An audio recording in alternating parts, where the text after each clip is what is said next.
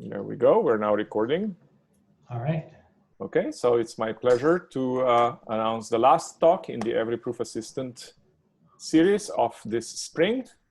Anders Mørkberg was going to give one more, but it clashes with ESOP. And so we decided to move it to a later time, probably in September. But today we have a very special proof assistant because this one is less devious. And William Bowman will talk about Kerr. And even though it looks like he's Canadian, you know, given that the university that he's from, he says he's not Canadian. William, please. Thank you very much.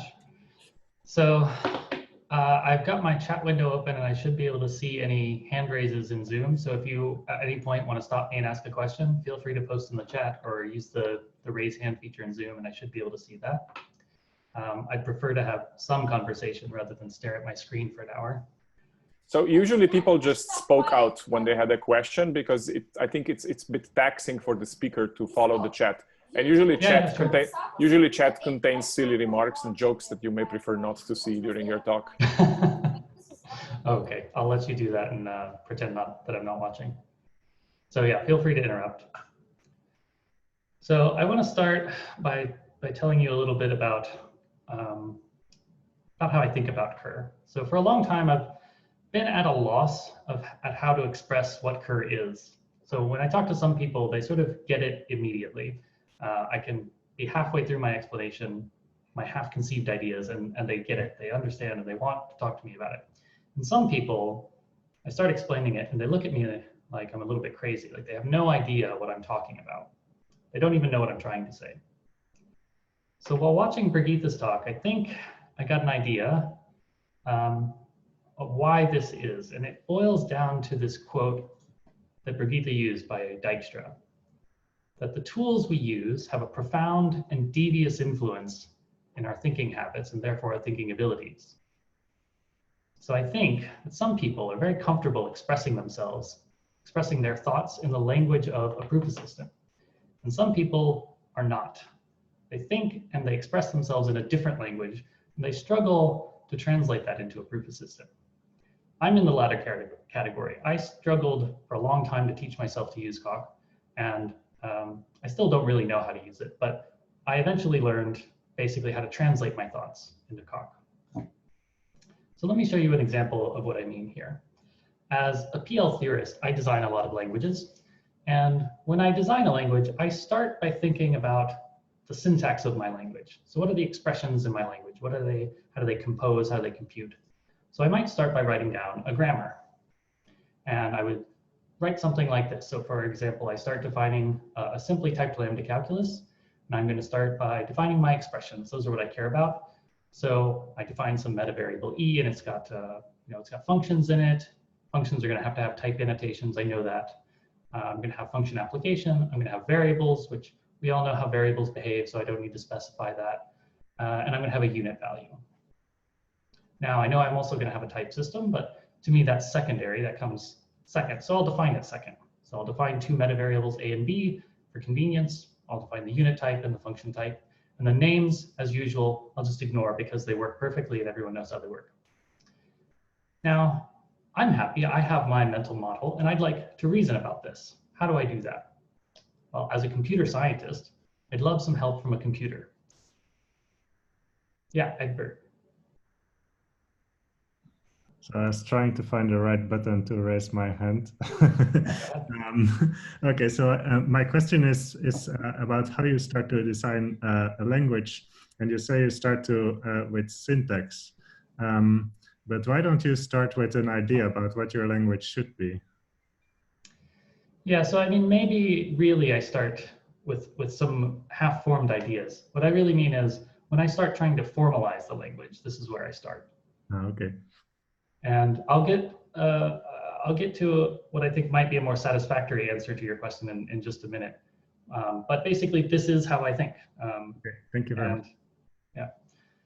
Okay, so now I have my mental model, and I'd like to reason about it. So I go and I pull up Coq. Coq is, the proof assistant du jour.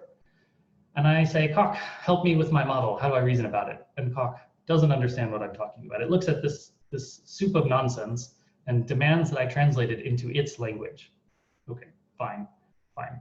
So I start hand compiling my own language into Coq's language. I start with my beautiful high-level language for specifying syntax, and I translate it into this awful assembly language of math, into inductively defined types. Okay, so I think to myself, what is E? I guess E is an inductively defined set with 4 constructors. Fine. I give them names. They didn't have names before. They were just syntax, but I give them names. And I guess they have function types. That's counterintuitive to me. I'm trying to define functions, but okay, fine. Translate E. I hope you're happy. Now help me reason about this. Oh, I can't do this. I forgot to define A. Okay, fine. So I define A, but it tells me A is still undefined. Oh, right. Coq wants these in bottom-up presentation. Now I was thinking top-down, so I'm again forced to artificially change my presentation after hand compiling my code. So I reorder these. Now A is defined first, despite the fact that I wanted to define E first. And I've got everything defined in Coq's notation, and Coq is finally happy. And I can start reasoning. But this model doesn't actually have the same meaning as my model. In my model, lambda by itself is an error. It doesn't mean anything at all. In Coq, though, if I type lam and I check it, Coq says, yeah, that's fine. So this compilation that I've done by hand into Coq doesn't preserve meaning. And I'm, again, forced to change my own reasoning. And this is a very small example, right? I have many similar problems with every piece of my model. I use inference rules to try to express judgments. I use rewrite systems to express reduction. I use set notation to define logic relations. And all of these have to be hand compiled in exactly the same way. And all of this assumes that me and Coq are on the same page about the underlying foundation, the underlying core theory, which is not always the case. So you might ask, ought I think this way? Perhaps I ought to think first in fully formed inductive definitions, since that is the precise formal model and it will keep me honest. And you might be right, but to you I would ask, how exactly can ought be derived from is? It is the case that I think this way. Whether I ought to is rather besides the point, and you'll never be able to prove that I ought to change the way I think. So I would argue differently.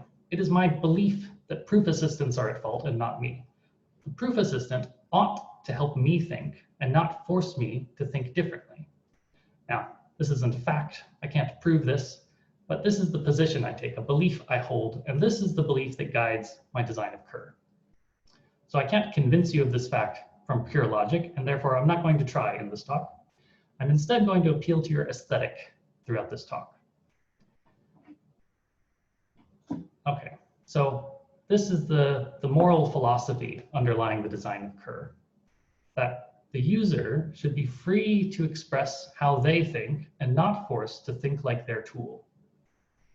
Therefore, the tool should enable the user to develop their own ways to think and express themselves. So how do we free the user?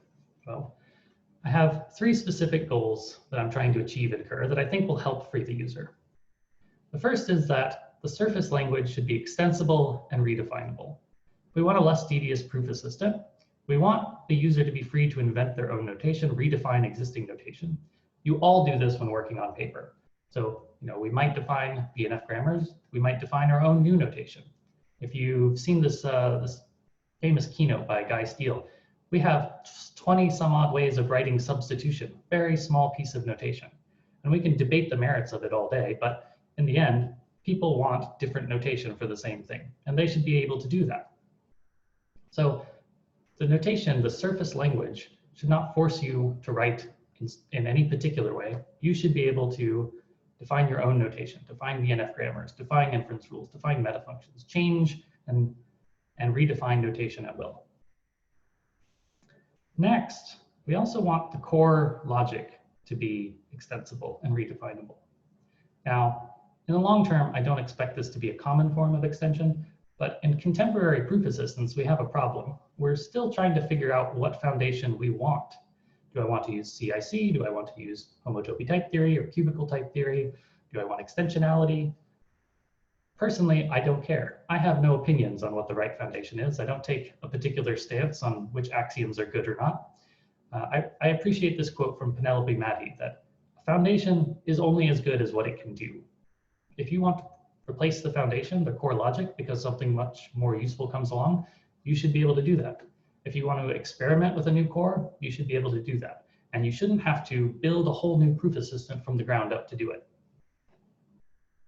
And finally, but perhaps most importantly, each of these extensions should be developed and composed as a first-class linguistic feature. So this means the user should not have to leave their language, leave their current development environment in order to make a change. They should not need a separate toolchain or build process. They should not need to fork the repository, modify the code. That is a huge barrier to entry. Even if I have to write a plugin, compile it against the current implementation using a separate toolchain, that's a huge barrier. I want everyone to be a language developer, to be a proof assistant developer. So I want that barrier to be very low. Okay, so these are the goals in Kerr. Now let me tell you a little bit about how Kerr is designed and then give you some demos about how these features work. So we'll start with surface language extensions. So in a typical proof assistant, we have a design that looks a bit like this. We have a surface language, we have a core language, we have some elaboration down to the core.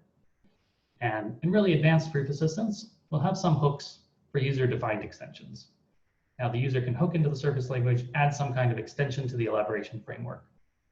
Now, as a first pass understanding, Kerr is essentially similar to this. So we have a source language called Kerr, you have elaborations into a core language called Kernel, and you have hooks for user-defined extensions.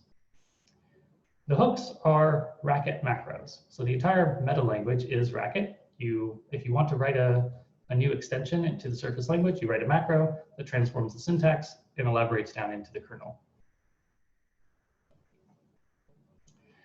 The core language, Kernel, is basically a DSL shallowly embedded in Racket.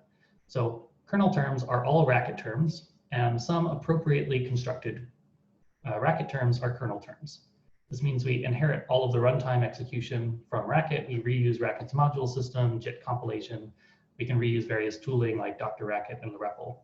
We can even unsafely interoperate with Racket at runtime, but I haven't documented that interface because hopefully at some point we'll be able to safely interoperate using gradual typing techniques, but that's future work.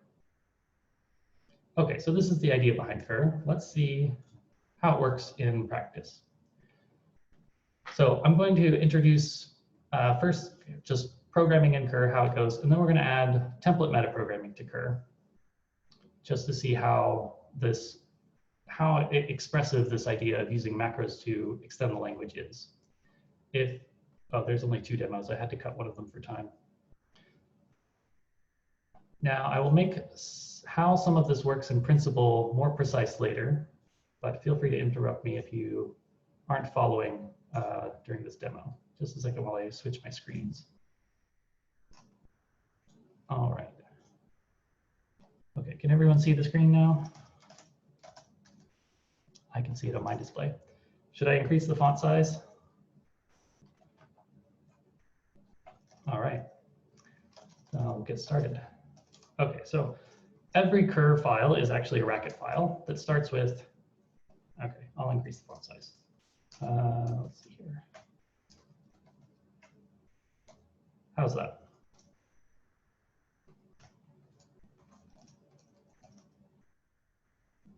Great.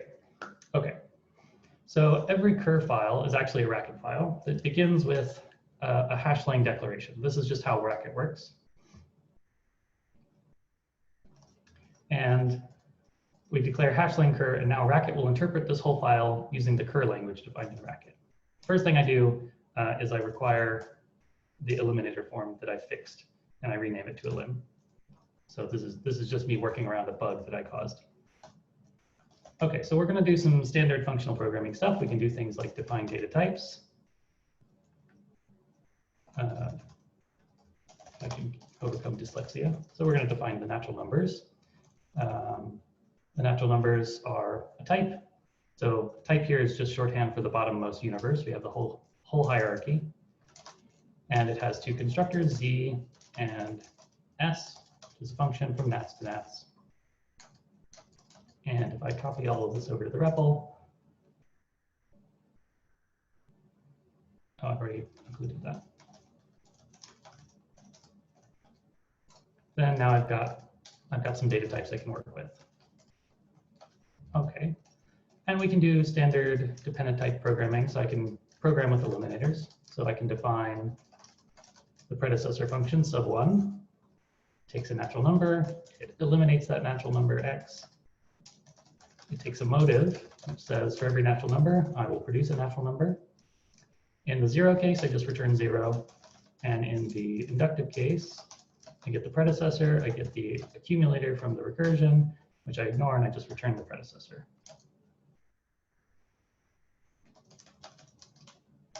Yeah, so we have a question in the chat. Where does type come from? Type is one of the built-ins in Kerr. So type is the bottommost universe. It actually elaborates to type 0. We also have the whole hierarchy. We have type 1, type 2, etc. So it is built in, but you can also redefine it, and I will actually do that later. Okay, now because we have some interoperability with Racket, we can actually require Racket libraries and use them. So I'm going to require the unit testing library. This one's probably safe to use and won't cause me any difficulties. And will let me write some unit tests. So we can do things like check equal sub1 of z, z, and that works. And check equal that sub1 of s of z should give me z, and sub1 of s of z should give me s of z. And those both work. So the rack unit library succeeds silently. If it were to fail, we would see something like this. So sub1 of, we get a nice error message there. Okay, so Julia asks if we can explain the definition of sub1. So yeah, so here we're just doing some normal dependently typed programming. So we're defining a function for the natural numbers, and we're using eliminators. So I do have, we do have pattern matching in Kerr, but I'm not using it right now. I'm just using the eliminator, which is the more primitive feature in Kerr for the inductive data types. And it's essentially a fold over the data type. So here I'm saying I'm eliminating X, or I'm folding over X, kind of like you would a list. And there's a base case for the 0 case, and there's an inductive case for the S case, which receives all of the arguments to the constructor, so the predecessor of S. And then it gets the accumulator for this fold, or for this elimination, which I've called IH.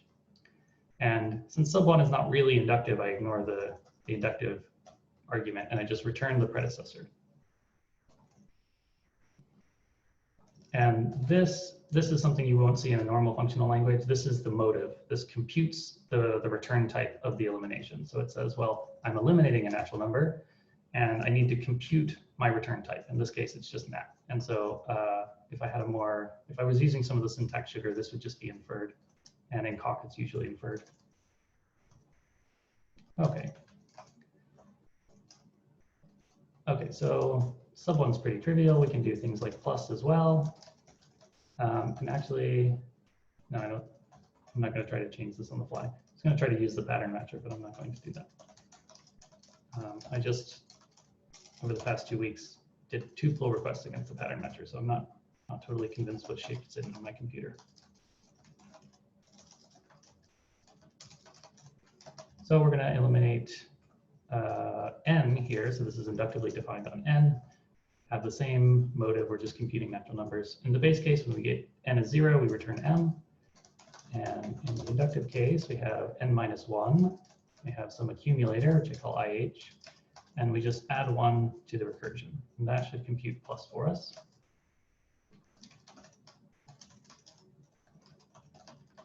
And now we can do plus CZ, plus C, the S of Z. Great. So that seems to be working. So that's pretty boring. Let's do some dependent types. Excuse me. Sure. Sorry. So the general form is that for each constructor, you have a lambda that takes the arguments. And why can you put a constant term in the 0 case instead of a constant lambda term? Right. So this is a question about how eliminators work. So So in the case where you put, when you define plus and you put m, you could also put a lambda that returns m always, right? oh, that's a good question. So the problem is that the so each of the branches of the eliminator take all of the arguments of the corresponding constructor. And since z has no arguments, whatever lambda would be in this branch should have to take no arguments. And I don't know if this will do the right thing. Let me try. No, it doesn't like that at all. Maybe that syntax works. Oh yeah. Yeah, so we can take a lambda with no arguments. That looks like it works. Okay. But that's essentially equivalent to not having a lambda there, at least in Kerr. That's a racket feature. It's not a racket feature. No, that's Kerr. So this is not racket's lambda. This is Kerr's lambda, which redefines racket's lambda. Okay. And it does some automatic currying and other things, namely checks dependent types. Okay, so let's do some actual dependent types. We'll define the equality type. So this is the same equality type you'll get in Coq. It takes two parameters, some type A and some element of that type. And it's indexed by another element of that type and returns, and it lives in universe 0. And it has one constructor which says at type A is equal to A. Okay, so now we have that defined, and we can type some proofs of various uninteresting facts. That seems to be working, but let's do some more interesting proofs. And for that, I'm going to use the tactic library. So we've defined a bunch of tactics that essentially emulate Coq's tactic library, and worked through part of software foundations just to exercise the tactic library. So here I'm just importing the standard tactics. I'm importing the equality type and the rewrite tactic library. So I've defined equality here, but the rewrite library works with the standard equality that we've defined. It's the same definition, but with some helper lemmas and such defined. Okay, so now I've got my tactics imported, and I can start writing tactic-based proofs. So I start a tactic by writing mtac, and I give it a goal. And I say something like, let me move this zoom thing out of the way. I want to prove that plus s of z is equal to s of z. And I'm going to give it one tactic. So it actually expects a list of commands next, and I'm going to give it interactive. And it's going to enter interactive mode. So it prints out our goal. It's already simplified away plus, so that's good. Now our proof is trivial, and I just type reflexivity, which is reflexivity. Yeah. And the proof is complete. So it returns, mtac is used in expression position, so it actually returns the proof object or the term it computed. But first it prints out the tactic script so that we can record that in our buffer if we want to. So I can just replace this by reflexivity.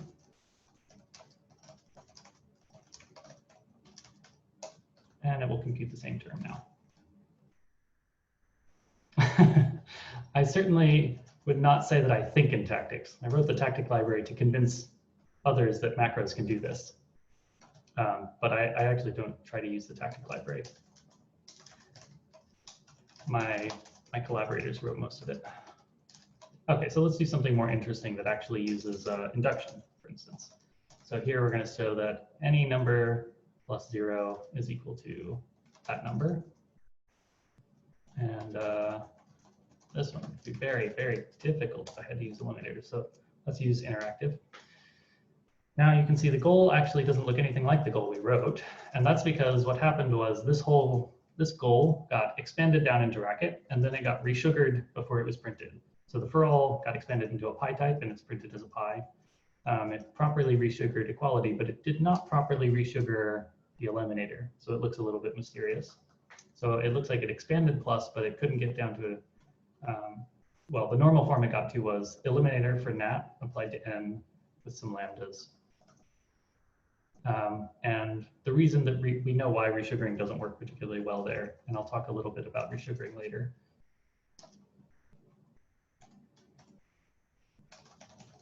Yeah, so normally, you know, we could add extensions that would automatically handle reflexivity or that sort of thing, but I'm being very pedantic right now, just to show how all the features work.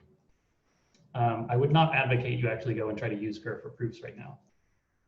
Okay, so let's do this proof. We're going to do exactly what we would do in Coq. We introduce n, and now we've got an n in our goal, and we've got n in our environment, and we've got a new goal. And we're going to do induction on n, and it gives us 2 sub-goals, one of which is totally obvious and should have been solved. And the other one, we need to show that s of this eliminator is equal to s of this x13, this generated name. But thankfully, we have a proof that the eliminator is equal to x13, so we should just be able to rewrite by that equality. 783. And now the proof is obvious again. And it prints out the runtime representation of a function, which is just the name procedure followed by its line number. And prints out our proof script. But unfortunately, this proof script contains a generated name, so it's probably not going to work very well.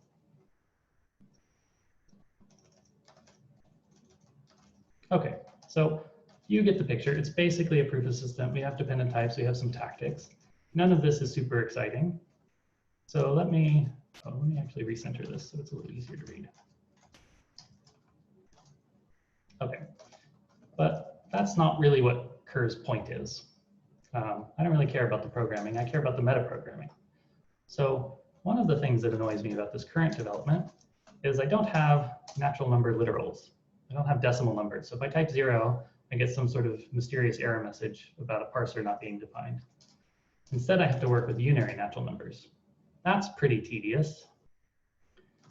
So what I would like to do is I would like to teach Kerr about my language, teach Kerr about decimal numbers.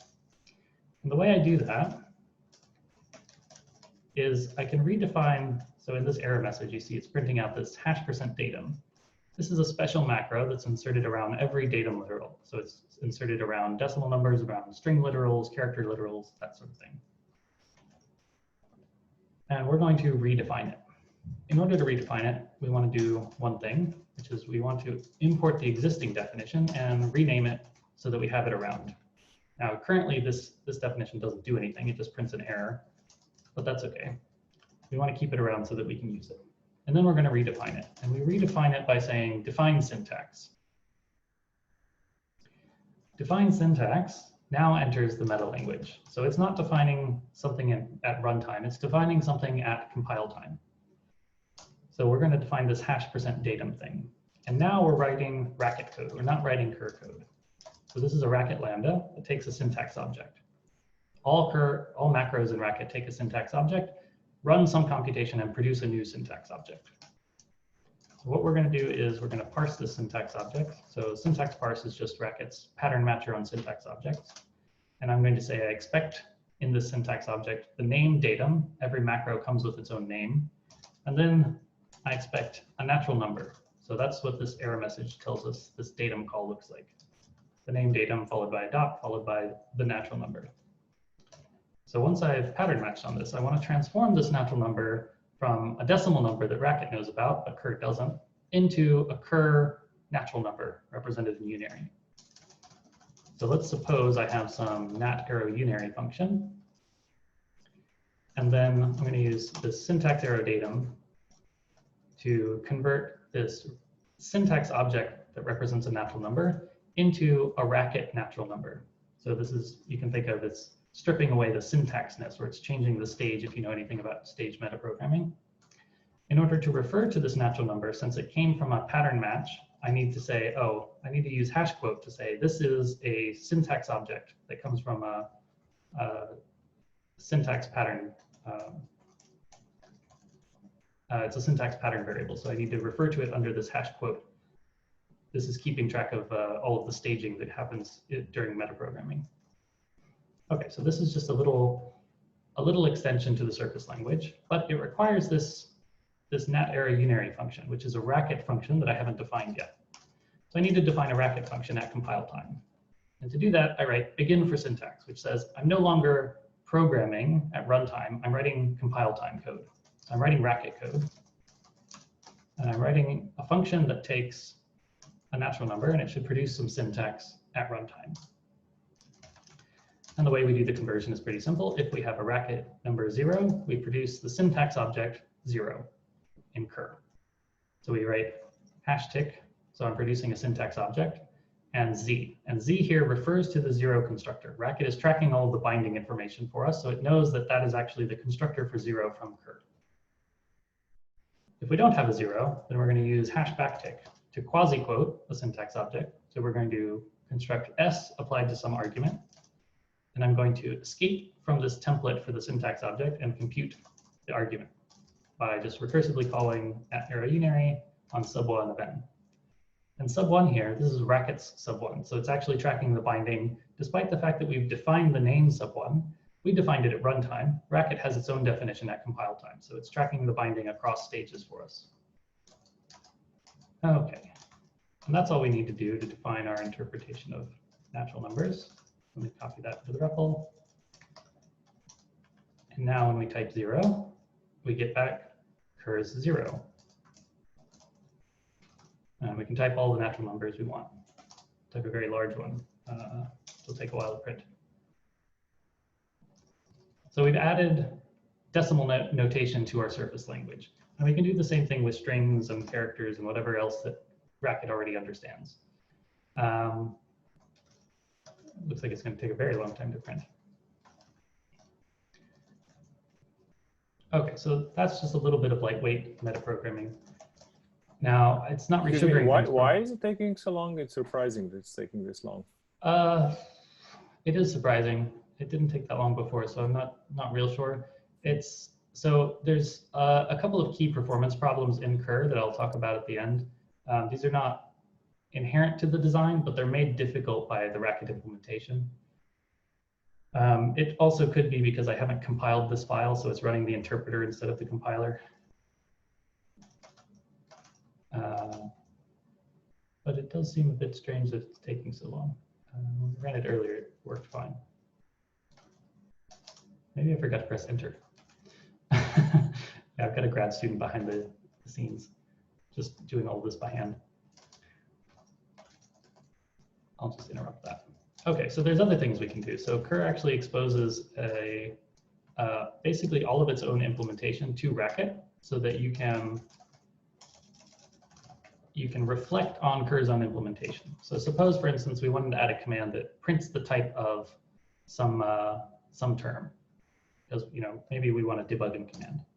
That's okay. We just define a new identifier. We use define syntax. Now we're in Racket again, so we define a macro. Syntax parse the syntax.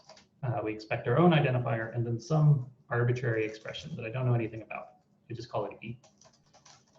And I'm going to say, well, the type of this E is this. Tilde A is Racket's format string for anything, and then tilde N is actually \n. And the first thing I'll do is I'm going to convert the syntax representation of this object to datum, so it can be printed as a Racket object instead of as a syntax object. And then I'm going to run cur-infer at compile time on whatever this object is. So this will ask cur's type system, can you infer the type of this object? And then I'll convert that to a datum and print it as well. And the syntax object I generate is just E. So this doesn't transform the syntax object. Instead, it just runs some computation at compile time and prints the type. Okay, I finally killed that computation. And now I can do things like, well, what is the type of REFL of nat of Z? And it gives us what we'd expect. This is the proof that Z equals Z, and it just returns the object at runtime. And we can ask, say, what is the type of 0? And we get back nat. So now we've just defined a little debugging command. Okay, so that's just a basic introduction to Kerr, but I want to show you a little more of what Kerr can do. Sorry, can I ask a question? So do I understand correctly? Absolutely. You could just insert this type of thing somewhere in the middle of some proof term. It would print the type at that point and just keep going. Yeah. Yeah. Okay. Yeah, it's an expression in the language valid at any point. So let's try say type of ZZ. Yeah. So now it prints out Z in the middle of some other expression. I could probably compose it with NTAC. I'm not sure. Let's try. Type of nat, and then give it a exact Z. Yeah. So everything's expression oriented, so things should compose properly as long as you're making sure. So what I could do is I could have defined this differently to not return anything at all, and then that would have caused problems. So if I return void here, that's not going to be well typed. That's racket speak for nothing exists. And now it's going to give me error because void doesn't have a type. So you have to be careful how you're writing these. But if you're, after you've done a lot of macro programming, there are some patterns that you sort of know to use.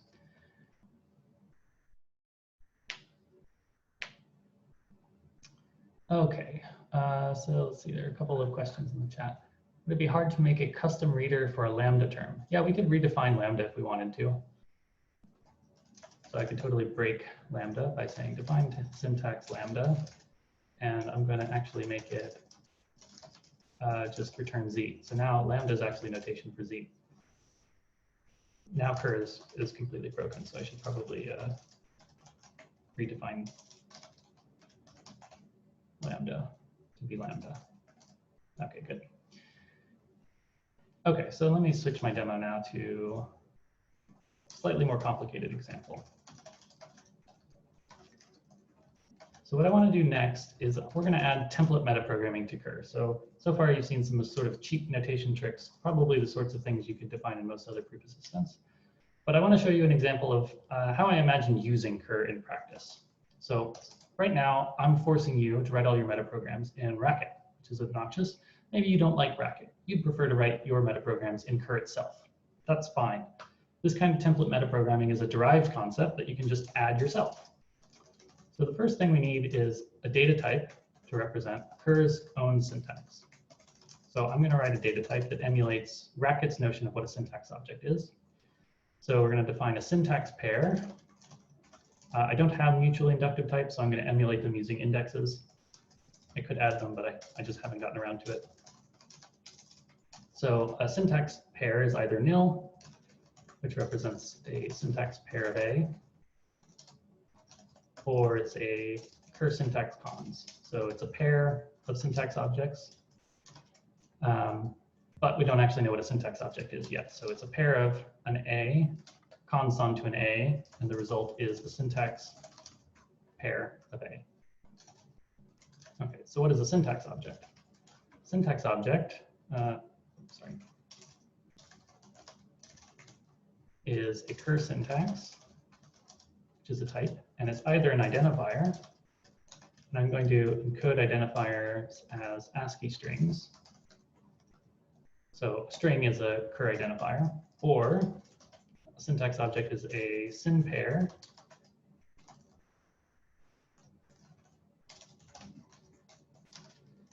which is a syntax pair of syntax objects. So just, normally in Coq you might define these mutually inductive to get rid of this parameter, but I'm emulating that mutual induction here. So syntax object is either an identifier or a pair of syntax objects. Okay, so that's fine. And I'm using ASCII strings. I need to import the string library.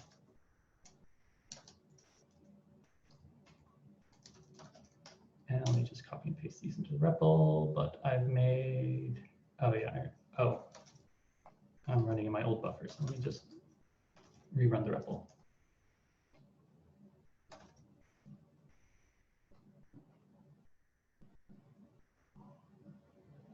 I think I probably forgot to compile something because it is being awfully slow today.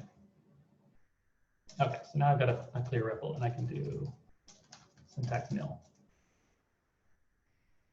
Yeah, I'm cutting and pasting from the REPL basically to prevent it from rerunning the entire file so that it's only rerunning the command I copy and paste. I could run the entire file again, but that is going to force it to type check all of the libraries and recompile the current file, which would take even longer than just copy and pasting. Yep. Okay, so now we've got our data type defined, and what we want is to write some conversion process from racket syntax to cur syntax. So we do that by first writing some meta functions. So we're going to enter racket mode, use begin for syntax. And we're going to define a conversion syntax arrow cur syntax.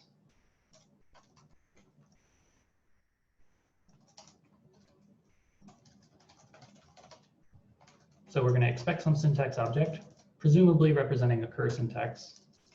So either it's going to be an identifier in a racket, in which case we produce a cur identifier, and we're going to convert that cur identifier from a representation as a racket string to a representation as a cur string. So meta string arrow ASCII string is something defined in our string library for exactly this reason. We define lots of reflection things when we can. So the first thing I'm going to do is convert X from a syntax to a datum. Its representation will be as a symbol, and then we'll convert the symbol to a string, and then we'll convert the racket string to a cur string syntax object. And then we'll inject it into our cur syntax data type.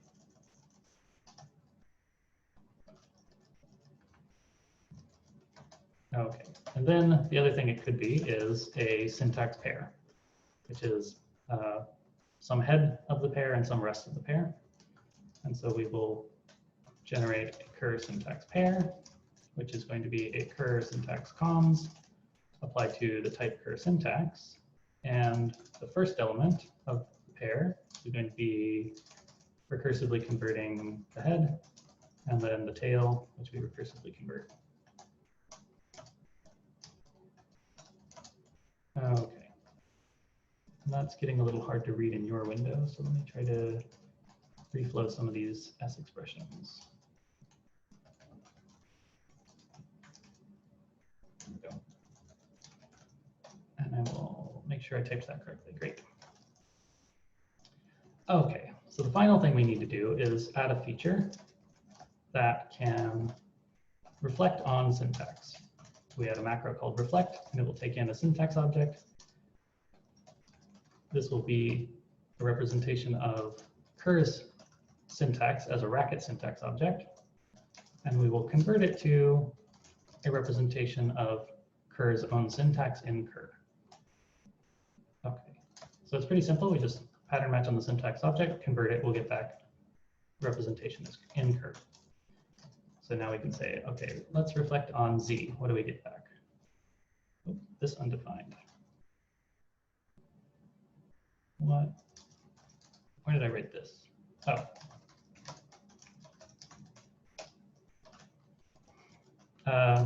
Okay, so this syntax is an implicitly bound variable under the syntax parse, and it's used here to basically track error messages.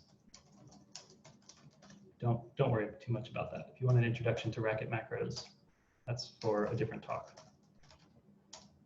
Okay, so now we can reflect on Z, and what we get back is we get a cur ID of a cons of asking something weird. I think that weird thing is just the representation of Z. Yeah. So the representation of Z is a list of ASCII characters, and the ASCII characters are bit strings, which are not getting resugared right now.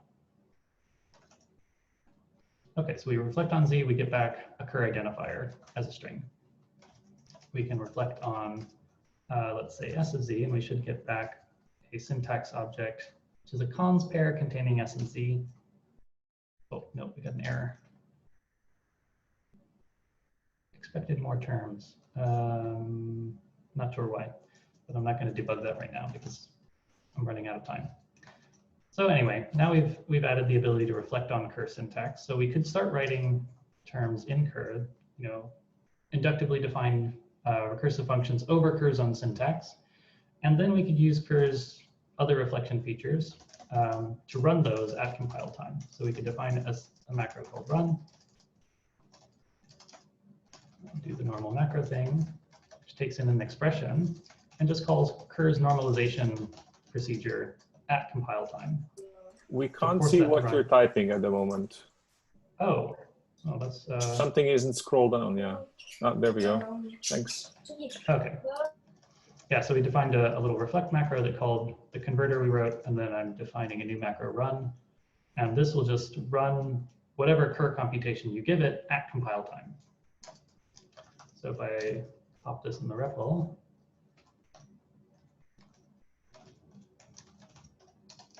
we could do something like run plus 0.1, and that actually runs at compile time. It's difficult to see that, so let me import some debugging tools that will let us observe how this macro works.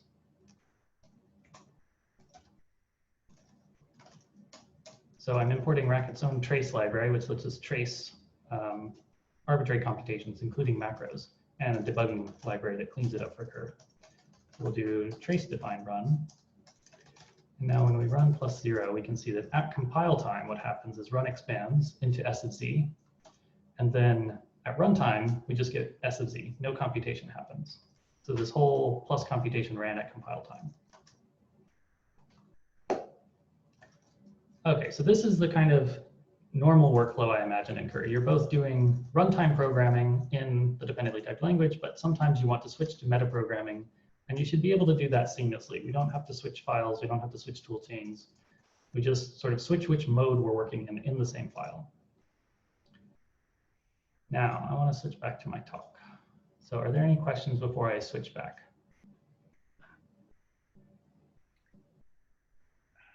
Are there any ways to know that you haven't completely screwed up in your metaprogramming? No. So this is a problem I'll come back to, but basically no. As we saw earlier, I can sort of arbitrarily redefine syntax. So I can define lambda to actually mean 0, and that just oh right, because it's a syntax object. And there's just no way currently in Kerr to know whether I've just totally ruined the language or the type system. And yeah, as I said, I'll come back to this a little bit later in the talk. Okay, let me switch back to my slides.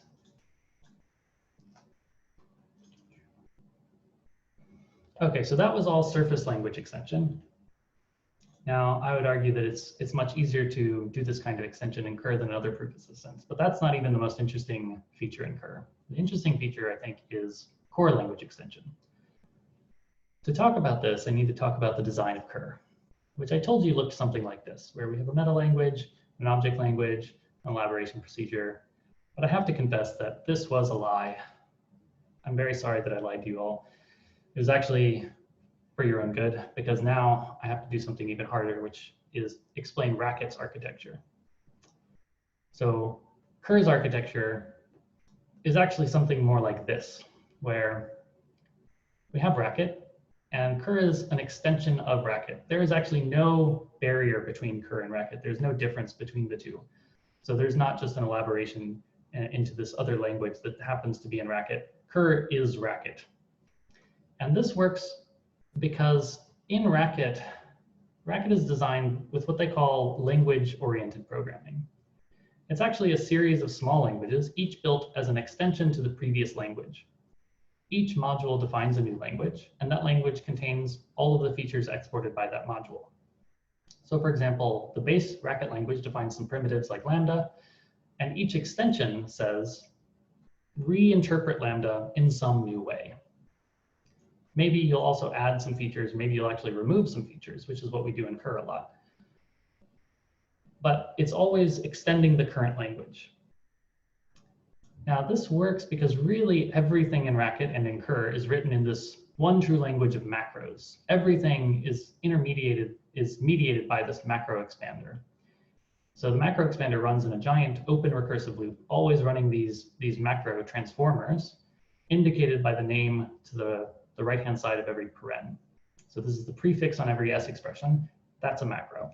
And it will transform the syntax eventually all the way down into whatever the base language of Racket is. I don't even know what that is. I know it's not Racket base. There's something more primitive.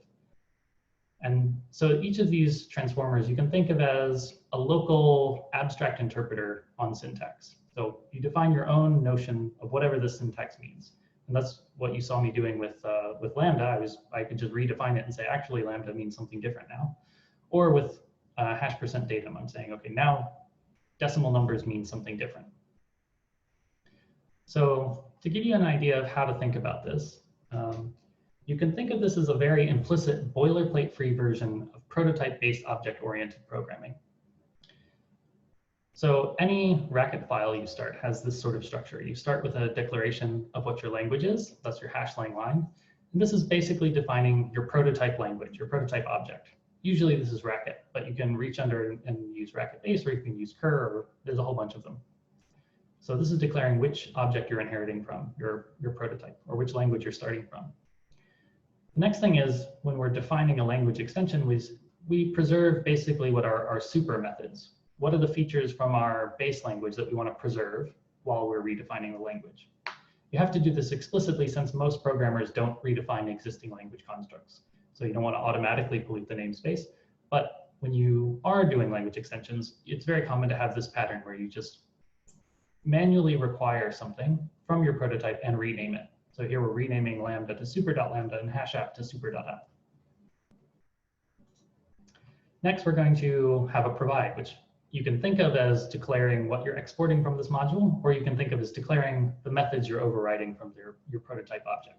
So here we're saying, oh, I'm going to define some new lambda and re-export it as the name lambda. And I'm just going to export #app. I'll tell you what that is in a second. And then finally, we use define syntax. And define syntax defines a macro, but another way to think of it is it's redefining a method. So here I'm saying I'm defining or redefining new lambda and #app. And these will be the new pieces of my language when I finish this module. And they'll reinterpret the syntax of lambda, and #app reinterprets the syntax of application. So the left paren is invoking a method. So it's invoking the method named to the right of that left paren. So here it's invoking new lambda, and if there is no identifier, then the default method is #app, which is the application notation. So any of these odd macros with #% are these implicit macros that are inserted by the parser. So there's a bunch of them, like #data, that's #datum, which is inserted around all the datum literals, #app for anything that doesn't have an identifier to its right. There's #module begin if you want to reinterpret an entire module, do sort of global or module level transformations. Everything in this module is redefinable, which means we can actually redefine the module system by overriding require and provide. So maybe we don't want to let people import certain things, which you might want to do in cur if we wanted to prevent you from trying to interoperate with Racket. Or you could even redefine define syntax, so the language is no longer extensible. Okay, so that's essentially how all of Racket is built. All of these transformers have a lot of power given to them from the macro expander. So each extension replaces an existing feature with a transformer, and that transformer can construct or deconstruct syntax. It can associate metadata with syntax, control expansion order. It can actually generate new transformers that will be used later. So because this macro expander is running an open recursive loop, a macro can generate a new macro, which is then called later. So it can generate a new macro and calls to that new macro. You can access binding information. So far you've seen me deconstruct binders, and I haven't had to do anything special with de Bruijn indices or anything.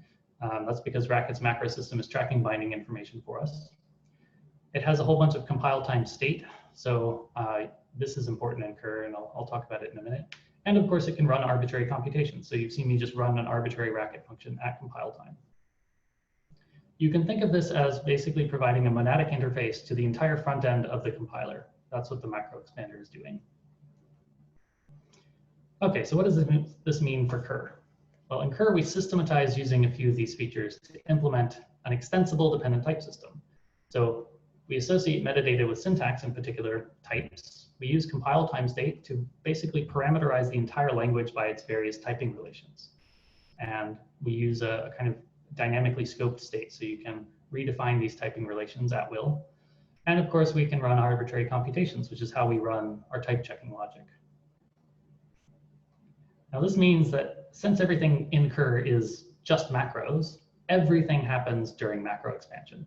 So macros expand, of course, which means we have to be aware that anytime you have your hands on a Kerr syntax object, it may have macros that you need to expand.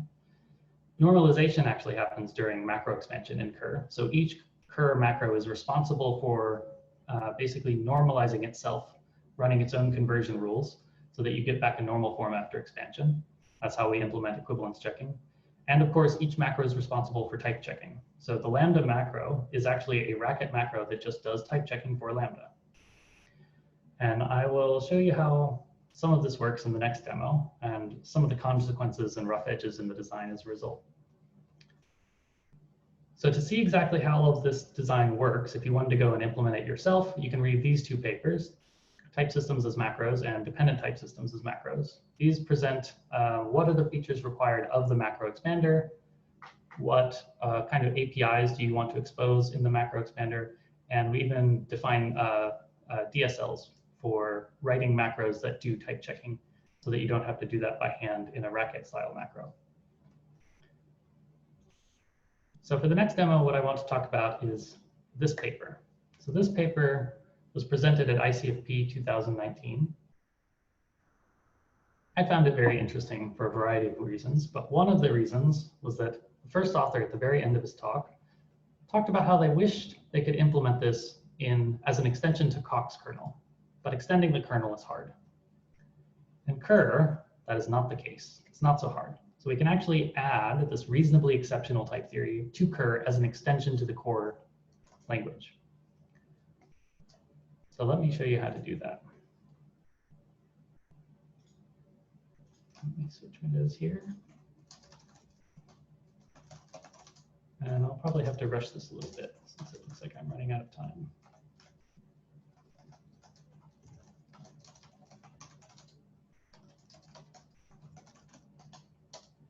Okay, so everyone can see, looks like we got the files right. Okay, so I'm going to follow exactly the sort of prototype method I described. So we start with hashling Kerr, that's our prototype object or prototype language, but I'm going to override some Kerr features. So I'm going to explicitly import and rename them. And in particular, what this paper does is it redefines the entire universe hierarchy. So I'm going to import type, the universe, and I'm going to rename it type sub. This is the convention we use when we're importing things we're going to override. We just add a dash to them and call it sub. And I'm going to import tilde type. So this is actually the pattern matcher used during metaprogramming to pattern match on universes. So now I have my Kerr universes, and I want to define a whole new universe. I'm going to use define typed syntax to do that. Define type syntax is defined by the turnstile language. It gives us a nicer language for writing type rules, usually. And it's essentially the same thing as define syntax. We get our argument implicitly, and we immediately begin pattern matching. So in this reasonably exceptional type theory paper, what we expect on a universe is a layer. So this is declaring whether it's an exceptional, a pure universe, whatever, and then its level. So we're going to pattern match on. We expect some layer S and some natural number level N. And to type check the universe, we compute the next layer. So we say we convert this natural number to a racket natural number, add 1 to it. And then what we're going to generate, well, what we would like to generate is basically this. We want to say, I'm generating a Kerr universe, and I'm going to infer, so we have a bidirectional type system, and I want to infer the type at the same layer at level n+1. And that's what I'd like to write. Unfortunately, I can't write that for very annoying reasons. So if I did this, Racket would immediately try to expand this object, which is the macro we're defining, and we'd get stuck in an infinite loop. So I actually have to do some trickery, and I have to manually assign the type to the thing we're generating. So I'm going to expand to this object, and I'm going to manually attach its type, which will prevent Racket from trying to expand it. And this is exposing the underlying feature we're using to attach types. This syntax property is part of Racket's macro system. And it's just saying, take this syntax object and attach a property named colon, and that property's value is this thing, which represents its type. I'm going to do one more thing and attach another syntax object, which is going to be the layer, because I'm now adding not only types, I now also want to track the layer of each universe. So I'll just create a new syntax object called layer. And I will convert S to a datum and attach it to the syntax object. And the final thing I have to do is I have to remember that there are macros lying everywhere. So I'll forcibly expand this thing that will force it to normalize itself and to type check itself. And that's, now we have a whole new universe hierarchy. But in this, I've referred to this layer thing, which I haven't defined. So I'm going to define that really quick. And the way I define it is I'm using a Racket feature called syntax classes. So because our meta language is so extensible, this pattern language is also extensible, and we can define new pattern shorthands at will. So I'm going to define what a layer is. And a layer is either the literal symbol E, the literal symbol M, or the literal symbol P. So this is either an exceptional universe, a mediating universe, or a pure universe. And this is just copy and pasting what they do in the exceptional type theory paper. Okay, let me go pop all these into the REPL. And now I have a new notion of universe. So if I type E1, I get back the, oops, sorry, forgot the layer annotation. I have a new universe. And when it's printed out, what you see is the underlying Kerr universe, so type sub in the level, because it's elaborated into that. And the runtime representation isn't printing the side channel information that we attached as a syntax property. But it's there if we want to get at it, which we will in a minute. So the next thing I'm going to do, I'm just going to copy and paste this in. This defines a pattern matcher for our new universe. Again, we're using Racket syntax parser, which is highly extensible. So we add a new pattern that says, I can pattern match on types by expecting the layer S and some I, and expands into some underlying parsing attempts, including one that extracts the layer and binds it to S. I'm not going to go through how syntax parse works, though. Oh, I need to scroll again. I think that happens anytime I copy and paste. I've got to keep aware of that. Okay, now the next thing we need to do, I've defined a new universe hierarchy, but I need to add the subtyping rules. So Kerr uses the same cumulativity relation as CIC. And since we've changed the universes, we need to change that subtyping relation. So that's easy. What we do is we call current type check, and we replace the current type checking algorithm with a new one. So current type check expects a Racket function, which takes in T1, the type we're checking, and T2, the type we expect. So we're checking T1 against T2. Now the first thing we need to do is we need to force T1 to type check itself. And we normally wouldn't have to do this, but we have to do this because of this weird laziness that we added to universes. So what we're going to pattern match is if you see literally the symbol type applied to two arguments, force that type to evaluate and expand and type check itself. And because Kerr's underlying types, type sub, have the same problem, we're going to do the same thing if it's a Kerr type, Kerr universe. And otherwise, don't do anything, because every other feature in the language automatically does this. It's only universes that we don't have good support for because they have this infinite loop problem, and we need to check them lazily. Okay, so after forcing T1 to type check itself and normalize, we pattern match on T1 plus and T2. And what we expect is we want to see that we have some type with some layer 1 and some level n, and some second type with some layer S2 and some level n, m. And this should be well typed if the layers are equal and the level n is less than the level m. So this is the standard cumulativity. So we convert S1 and S2 to datum and check that they're equal as symbols. And then we convert the level n to a syntax, to a datum, the level m to a datum, and they could check less than or equal. So we have cumulativity on these. Okay, so that's basically the extension to the type system. I'm going to go ahead and copy and paste the other couple of rules and recenter.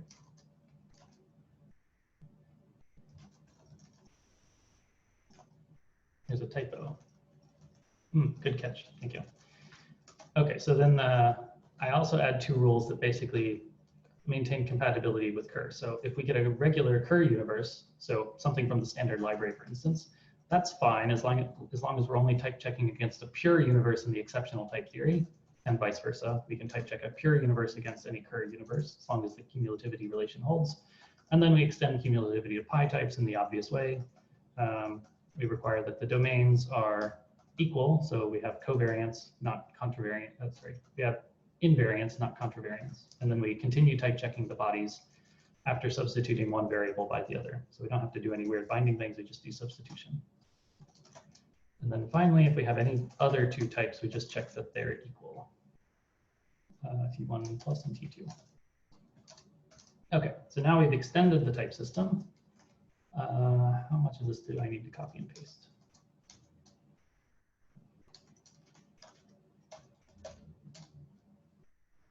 Oh.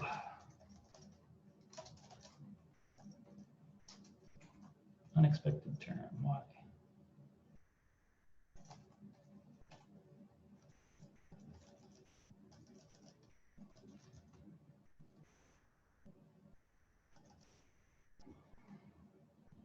S1M.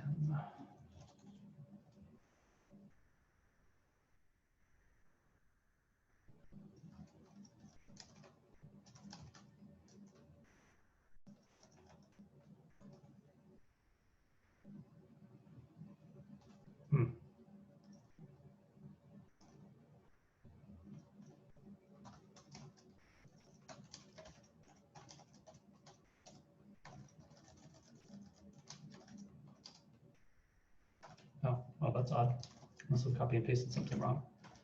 Okay, so that's our extension to the type system. Now we have a new universe hierarchy, and we want to define some base types. So I'm first going to define the exceptional type E. So this is the type of exceptions that exists in the exception hierarchy. We're not going to define this as an inductive type. We're actually going to add just a new base type using define type. So now we have some brand new type, doesn't have any meaning yet. And I want to define some exception literals. So in the paper, strings are exception literals. So I'm going to import racket strings and give them a type. So to do that, I import from racket #datum, because #datum knows how to handle strings and I don't. And then I'm going to redefine it using define type syntax. So I pattern match, I expect a string, and the string is going to be well typed.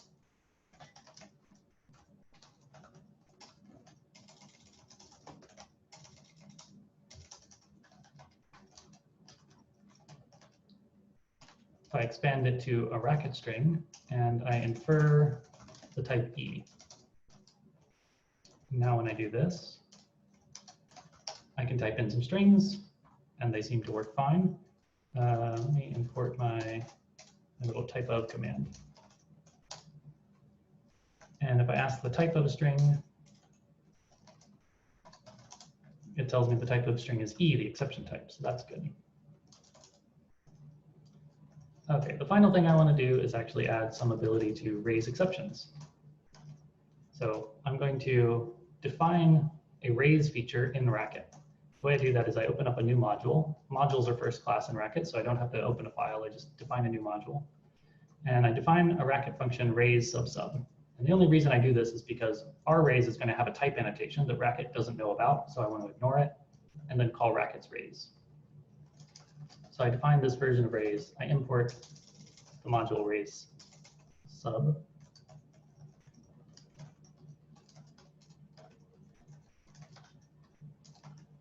And then I want to define a a typing rule for raise. But raise is going to need an additional conversion rule. So we don't just, oh, right.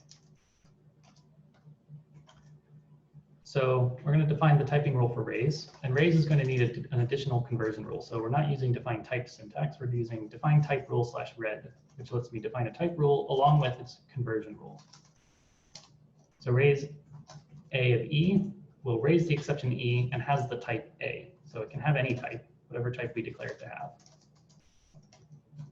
And the way we type check it is we say, oops,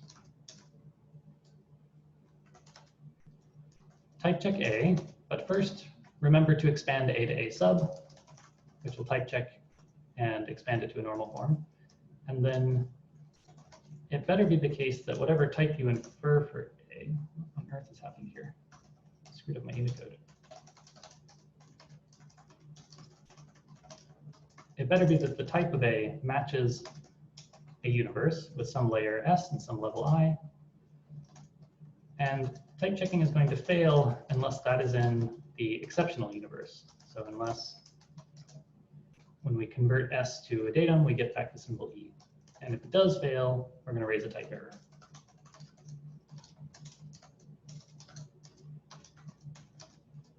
And I'm just going to raise a bad error message for now. And then we continue with our list of premises. So we want to expand and type check E, and we expect, so here we're using bidirectional type checking. Before I inferred, now I'm expecting that E is an exception of some kind, has the type exception. And we want to expand, our type will be A sub, so the fully expanded version of A. And ideally what we want is to expand to this implementation of raise in racket, something like this. But we also want to add a new conversion rule. So I'm going to name this raise eval and define raise eval down here. So the way this is the way we write a conversion rule. So we are basically locally defining a new macro for what this thing raise eval is. And what raise eval will do is basically A to expand raise. This is a typing rule from the paper. I don't really understand it. I'm just going to copy and paste what it does. So it says when I have raise, the underlying racket raise, applied to a function type and some exception M, this should convert A to convert to a lambda, where its body is actually the typed raise with the codomain and the exception M. Yeah, so this will be my final little feature, and then I will switch back to my conclusion. Okay, so now I have a feature raise. I'm going to define one exceptional type so that I can actually raise an exception. And I can say, oops, raise, I'm going to give it the type bool, which is now an exceptional type. And I can raise the exception, and the REPL catches an uncaught exception from racket.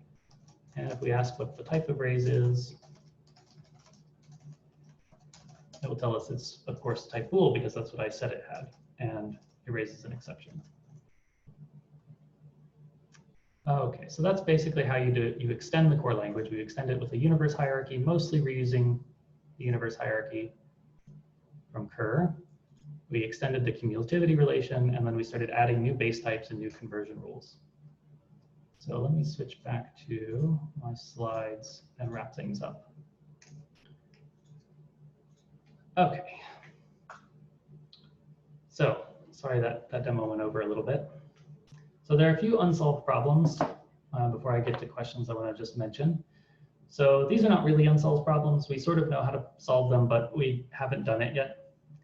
So the first and obvious question that I expect from everyone is, how do we get a separate trusted kernel? And basically this is possible, but the design actually makes it harder, and we haven't done it. And the idea is you want to fully expand a term to a kernel term, export that term to a separate checker. Unfortunately, the way the expander is designed, we have a hard time expanding fully to the kernel. Racket really wants to expand everything to Racket. And so we have a hard time stopping the expander. And basically we end up trying to resugar instead. And this works fine, but it does make a trusted kernel harder. We also have limited tracking of user extensions. So like I said, we can override the module system to track how users or restrict how users redefine features, but we haven't tried to do this very much. Performance is the big thing we're working on right now. We get quadratic expansion costs, which means quadratic expansion elaboration and at least quadratic type checking time. And this is because the Racket expansion algorithm was never designed to do what we're doing. It's designed to sort of expand scheme code outside in, and we're trying to do type checking inside out. And this causes some re-expansion that should be unnecessary, and we're trying to work around. And the big problem is because we represent everything as syntax objects, we get no sharing and no hash con things, which are pretty important for dependent type performance. And then we have a very typical extensibility problem, which is the diamond problem. So this is like multiple inheritance in object-oriented programming. You can have multiple extensions in two different directions, and when you try to merge them, you have to be careful to make sure you merge them in the right way. And we have a couple of abstractions in particular for doing this with hash%datum, but in general, it's kind of hard. The real unsolved problems here are more fundamental. Since everything is macros, we don't have a good semantics for what macros are, and so it's very difficult to reason about this implementation. Many people in the Scheme and Racket community have tried to work on this problem, and we still don't have a good semantics. And on a related topic, what we would like is to be able to generate proof of soundness obligations from every extension. But since we don't have a macro, we don't have a semantics for macros, and each of these extensions is a macro, it's not really clear how to do this. I mentioned this already, but we don't have the ability to expand to a language boundary. So we would like to expand from cur to kernel and stop. But instead, what we end up doing is expand fully to Racket and then sort of resugar to kernel code. This causes a lot of problems. And is a kind of fundamental limitation in macro expansion technology. Michael Ballantyne at Northeastern is working on a new design that will hopefully solve this problem, but we're not there yet. And then resugaring. Resugaring is a standard problem in macro systems and lots of elaboration work, and we don't have a particularly good solution for it. We have an ad hoc solution that works much of the time, but not all of the time, and it still requires a lot of manual work. So these are some of the problems we're looking at solving. All right, with that, I will end on my motto for Cur, and I'm happy to take questions. Thank you.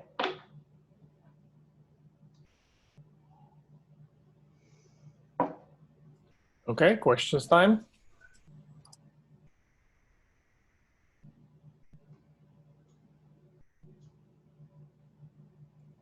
Hi, Yeah. do you hear me? Yeah, I can. All right. Yeah, thanks for your talk. And long time no see. But Yeah. I was wondering, can you say a bit about the core type theory, like the actual theory, and more importantly, to what degree it matters? Like, could you do this sort of for any dependent type theory? Right. Okay. So the core type theory of Cur right now is CIC. It doesn't have mutual inductive types, and it doesn't have a set versus prop distinction, but those are unimportant. You could implement those. The real hard part in this design is if you wanted a substructural system. And that's because we reuse, oh, right, I should stop screen sharing so that we can all see each other. So the real hard part is if you want to extend this type system with substructural rules. And that's because we reuse Racket's notion of binding an environment, which are lexical. And it is pretty easy to extend that with dependent types, but it's not easy if you wanted to extend it with something like linear types. So that's the main limitation I have. I'm kind of excited to try something like cubicle type theory. I don't think there are any inherent problems there. I've experimented with extending Cur with extensionality, which is kind of fun. But I also don't understand cubicles, so it'll take me a little while to try to implement that core. What do you mean extensionality, just to be clear? So basically, you can extend the equivalence judgment in Cur so that if it can't decide that two types are equal, it will ask you to provide a propositional proof. So the standard propositional reflection rule. Okay. So in particular, there's no problem with having like ADA rules and stuff like that, like type, sort of. No, in type fact, so specific. in that last demo, we did Right. an ADA rule for arrays, and you should be able to do ADA rules for, yeah, I mean, beyond the theoretical issues, I don't think there are any problems adding ADA rules. Right. Okay. Thanks. There's the question in the chat. Yeah, so the question in the chat is, at the beginning, you made a point about lamb constructor in Coq that forced you to think differently. Right, so the point I was making at the beginning was I have this high-level language that I'd rather program in, but Coq forces me to write in its language. So all of the tools that I've shown you are designed to allow me to express my high-level language in Kerr. So for example, I could write a BNF parser in Kerr and write all of my inductive types as BNF grammars instead. And I have done that. I didn't want to do that in the demo because it's I mean, it was already running long, and writing a BNF BNF parser would have been even longer. So I actually have a BNF parser that will generate all the inductive types, and I'm working on the resugarer so that when it prints the syntax of the BNF grammar rather than an inductive type. But the resugaring problem is the hard part.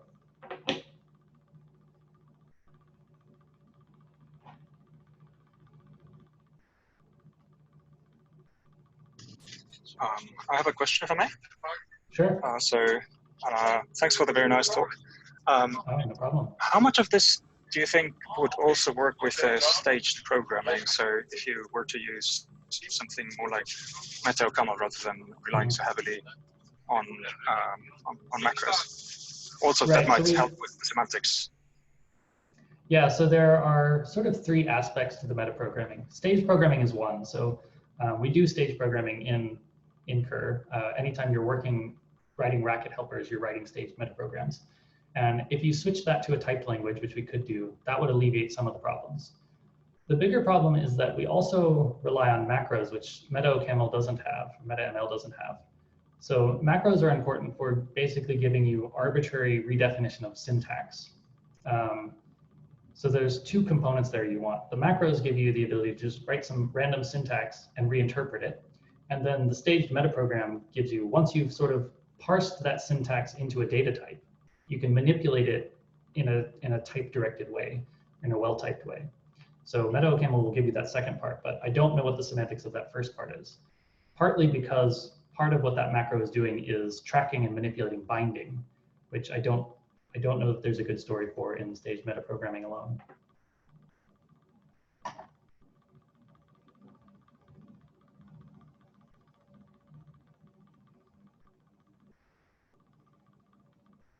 Okay, other questions. So there's a couple of questions in the chat. One of which is, can the user change the theory to something that is inconsistent? Yeah, absolutely. We don't prevent this, and what we would like to do, as I mentioned, is be able to track user extensions and ideally generate soundness obligations, but we haven't looked into that, and that seems like a very hard problem. So for instance, I could just throw out the existing type rule for universes and admit type has type without any levels, and I'd get a nice inconsistent, highly impredicative theory. Do you have an example of something that would take a lot of code in Coq, but using Kerr, with including the lines of code of translation and macros, and it's much shorter? Do you have such an example? Yeah, so one example I worked with was the proofs for free translation. So this was a paper by Bernardi and others on a translation for a type theory into itself that gives you a logical relation for that type theory in a way of internalizing parametricity. And there's a big Coq plugin for doing this, which is quite a lot of ML code that I don't understand, and it breaks frequently. And in Kerr, it was a 20-line macro, I think. That is also now broken because we've changed Kerr a bunch, but it's very short. You don't have to switch to the OCaml toolchain, which I view as more important than mere number of lines of code, because it means you don't have to disrupt the flow of your formal modeling. But yeah, it was very short compared to what you have to do in the Coq plugin system. Okay, thanks. Yep. Okay, so There's a question in the chat. How is this different than writing an external tool that parses BNF and outputs cock? Yeah, so this is related to what I mentioned. What I view as very important is that you can do this in the same file. You don't have to switch tool chains. You don't have to leave the environment. So this relates to point 3 in my earlier slide, that everything should be integrated into the language. So conceptually, it's not a lot different. You can write an external tool that parses BNF, but to write that tool, you have to leave your current development. And this adds a high level of barrier to metaprogramming that many people are unwilling to commit to. So you occasionally see posts on the Coq Club mailing list that are like, oh, how do I do this? Oh, it'd be easy if you write a plugin. Oh, never mind. That barrier is really huge, and I want to lower that. Sorry, just the point is that it's easier if I can just, I don't know, I'm in Coq and I want to use BNF and I just go and write it in Python. Since it isn't formally verified, it doesn't matter what language I use, what system I use. So I would be able to use a system in which I am more comfortable. That's my point. Not that if it is not formally verified, it's so I'm not talking about formally verified. What I mean is whether it's integrated into your development environment or not. So if you switch to Python, then you have to switch to a Python development environment. You have to learn, you go search the Python documentation. And if it's integrated into the current language that you're working with, whether it's formally verified or not, you don't have to switch your development. You don't have to switch your development environment. You just decide, oh, I want a BNF parser, so I start writing the BNF parser. I don't switch to a different language. I don't switch to a different development environment, and that lowers the barrier. So as I say, conceptually, it's not different. But you could do that. Yeah, go ahead. Yeah, what I'm saying now, we would need to learn Racket, So every time I don't think it's a value to have everything in the same environment, because then you just depend on the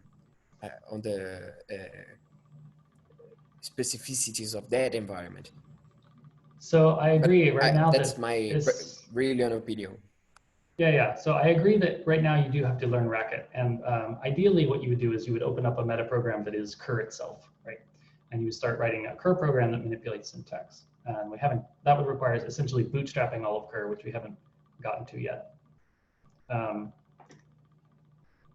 And in a sense, I would still view it as better if what you could do is open up just a new module in your current file and start writing Python code. I would view that as better as the current system in Coq, where you have to go outside your current environment and start writing a plugin that you compile against it. So, at least then you wouldn't have to leave your current development in order to write your meta program, regardless of what the meta language is. But as I say, this could be a sort of opinion on aesthetics that I want everything to be sort of seamlessly integrated into the same system. Well, there's Metacoq nowadays. There is Metacoq. That looks like a very cool project. I guess that would be like an Emacs mindset versus, I don't know, another mindset where you have a tool for every Unix mindset, whatever. That could be. There's also a question how what happens in Cur relates to Coq's notations, because you could achieve a lot of the sort of simple effects using just notations, I think. Yeah, so there's actually a more restricted form of macros that gives you basically notations. So they're simple pattern-based macros, but Cur's macros can run essentially arbitrary Racket computations. I don't think you can do that with notations alone.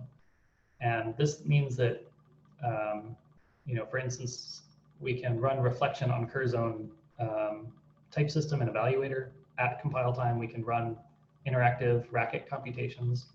For instance, we get the way the interactive tactics work is they actually launch a Racket REPL that you interact with at compile time. And I think that's out of scope for notations in Coq. Now, a lot of individual things can be replicated by various features in Coq. So Coq has like the extensible parser system, the notation system, and the plugin system, which I imagine can express much of the things that Cur can express. But in Cur, they're all one single they're all instances of a single abstraction, namely the macro system, which I view as a positive. Okay, we're running pretty late, so unless there is an urgent question, I'd like to spend, I think that doesn't look like an urgent question. So let's thank the speaker again. It was very good, very interesting. Thank you. Thank you. And I'll see you all guys after the summer. Bye-bye. All right, bye.